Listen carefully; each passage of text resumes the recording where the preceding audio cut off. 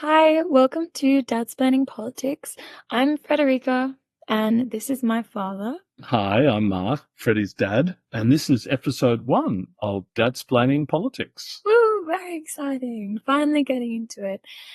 So today we're going to be talking about primarily the US election and everything that comes along with that, as I think it really is at the forefront of the people's minds, the world's mind, really. I know it's only a week away, Freddie. How are you feeling about the whole thing? Incredibly stressed, actually.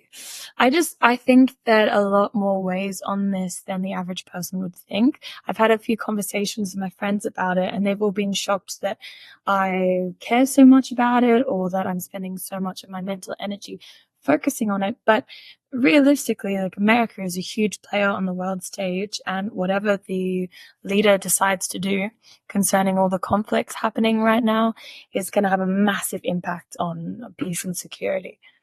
Massive. Do you think you're really interested in it because you're studying politics, or even if you weren't studying politics, you'd be really...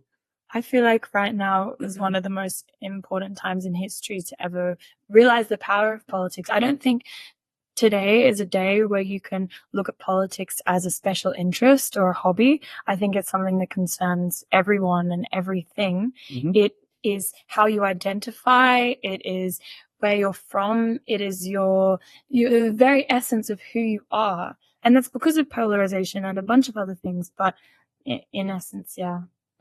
It's crazy the fact that the US election seems so close, even after all this time, with a really good Democratic candidate in Kamala. Mm-hmm. And it's amazing. And this whole polarization of people your age, that young men are so much for Trump and young women are so much for Kamala.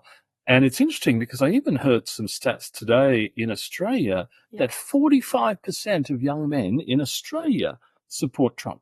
45%. 45%. And you look at that in terms of young women, only like 2% or some rounding error support Trump. So why do you think this is happening? Because this is not the case with my generation. Yeah, look, I can say a lot about this, and I'll probably take quite a few episodes to go into it, because I would like to say this particular area, like the gender division, is my area of expertise. But in a few words, it's because of the whole feminist revolution, right? Mm-hmm. That happened. Women started demanding rights, la la la. That happened. Everyone kind of moved on from it and kept going about their lives. Women started taking what they deserved, especially in the Western world, of course. They started getting access to jobs that they should have been having the whole time, getting access to the right, family care and the right social services, the right everything. And that took a while to happen. It took a while to come into general society. Now that has happened, we're getting the reaction from the other gender. So I think your generation, it hadn't gotten to the place where it is now. Mm-hmm. It wasn't as dramatic, the levels of equality, I guess you're seeing, or the levels of opportunity. But now it's so dramatic. Young men are getting scared. They're getting worried. They're being... What is their role? Yeah, what is their role? Are they being pushed out of a society that they were once kings of? I mean, anyone in a position where they are the most powerful, important figure, I suppose, would feel stressed and worried when they feel like that's slipping away from them, their control. I mean, not that that's okay, obviously, but it does explain a lot of the changes in opinion. Do you think this will normalize over time, or what do you think will happen with this? I think that young men need to come to terms with it a lot. I think that it's a difficult position right now because it feels very sudden for them. And they're still getting used to this new power play that's happening. But once they get used to it and they understand that they don't have this innate right to power and leadership, then it should level out and everything should be okay. But yeah, it's just getting worse and worse because young women are getting angrier and angrier at young men, and young men are doing the same thing. So I hope so. I mean, I think still a lot of the US scenario is out and out racism and sexism, right? There's a lot of people on on the right wing of the US who simply don't believe a woman can be the commander-in-chief, right? Yeah, of course. It doesn't matter how good Kamala is. Seem a bit bizarre, right? That whole concept. It's interesting for me, having worked for female bosses for a long time. I've had that experience, right? And I know that they're just as, if not more capable and more intelligent than men in that position. But if you haven't had that experience, it's probably difficult for some men who haven't been in that environment where women are in the senior or the superior position. Yeah, definitely. I mean, I think as well, you're talking from the perspective of someone who worked in the most gender equal company in Industry. the world? Yeah. Industry in the world. Yeah. So I don't think that can really explain the divide between women and men today. I think that is, the best position to be in for a woman. So yeah, obviously most men will be in a position where they haven't been the underling, right? Yeah. Of a female superior. That's not happened to them. So, predictions for the US election? Oh God. I think that Kamala will win very incredibly narrowly. I think that Trump could still win. I do believe that. I mean, he pulled back the prior US election that he was in. No one was expecting him to win that, and the amount of campaigning he did in the last few days really brought him away from the edge, right? Yep. I agree with you. I think Kamala will win. I think not by a great deal. But it is a weird election because people would say the pollsters have no idea. They're both saying 50-50. They've had a bad record historically. And it's just, the US is so interesting versus Australia. The fact that it's all voluntary voting, the whole effort is to get people out to vote. And there was some talk that young women are more likely to go out and vote than young men. So the Democrats are hoping for that. But, I think we're fortunate in Australia that we have a compulsory voting system. I think it's actually a superior system and one that ensures that you get a representation of the whole country. I mean, I do agree with that, but I think that it can be quite trying at times when you see referendums getting put through again and again and again and they never get passed. Simply because obviously it's hard to convince someone to say yes to something when they don't know all the details, but it's easy to say no. People are scared of change. So when it comes to referendums and you need to have such a large majority of the population voting for it, I think that can be difficult. Tell me about Freddie. What do you think Kamala's done well and what do you think she's not done so well? Also a big question. I mean, I think the fact that she exists and she's not Trump is doing well already. That she's someone who is another choice other than him.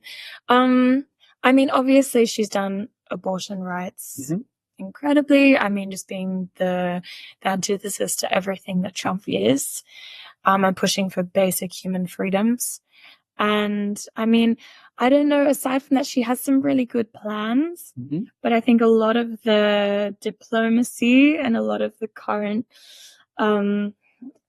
things around the Middle East and how she's approached that and how the Biden administration has approached that have really endangered her place in the White House, because a lot of her voters will be people who support Palestine. And so alienating those people is a bizarre choice. The US it's a super difficult scenario because, you've got to satisfy both the Jewish lobby and the Palestinian lobby. It's very difficult.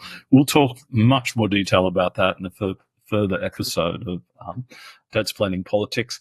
And Trump, what do you think he's done well? What do you think he could do better? Trump.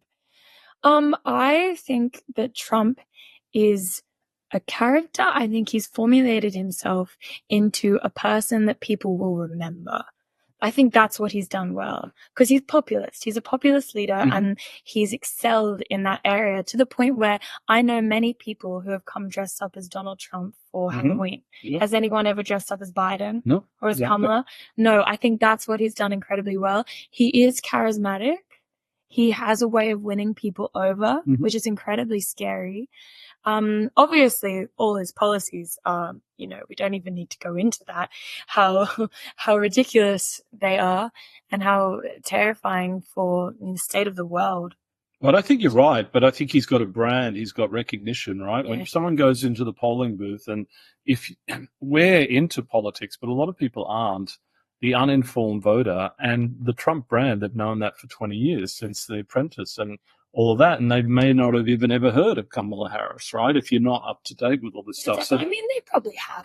so that will be interesting. Oh, don't assume. I think that people do take somewhat of an interest, especially in a situation like this. And if they're going out to vote, if they're willing to put in the effort to sign up for voting, they would do a little bit of research. But I think the problem is just that Trump seems like a strong man, a strong businessman, and people like strong businessmen. Yep. And America has been completely founded on the idea of the businessman, what he can achieve. That's true. So Trump is a physical interpretation of that, whereas Kamala is just everything a lot of Americans deny about their own country. Yeah.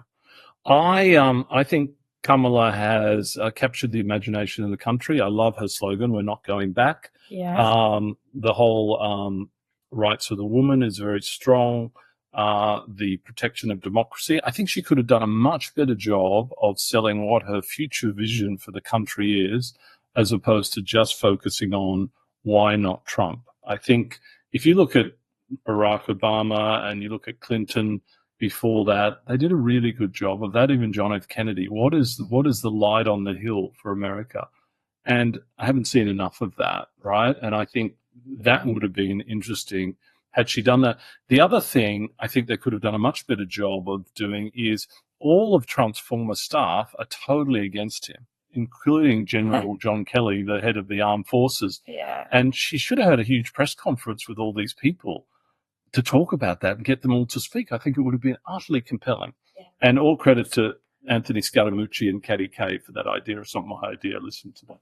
The rest of politics, US.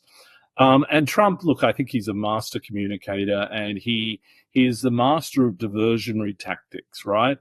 They're going to eat the dogs and the cats. You know, that's to take away from his radical and crazy policies. People might find it funny, and it distracts people. Not radical and crazy. I know, but it distracts people. It's the craziest thing, and people are desensitized to Trump now. But I'm never going to be one to compliment that type of strategy, even if it's beneficial to him. It has put so many people in danger. The I agree.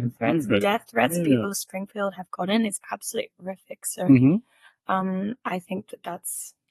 Yeah. And anyway, it's going to be very interesting. We're going to be doing another podcast probably around the time of the election or right after. And, you know, in future of these podcasts, we're going to talk about Australian politics.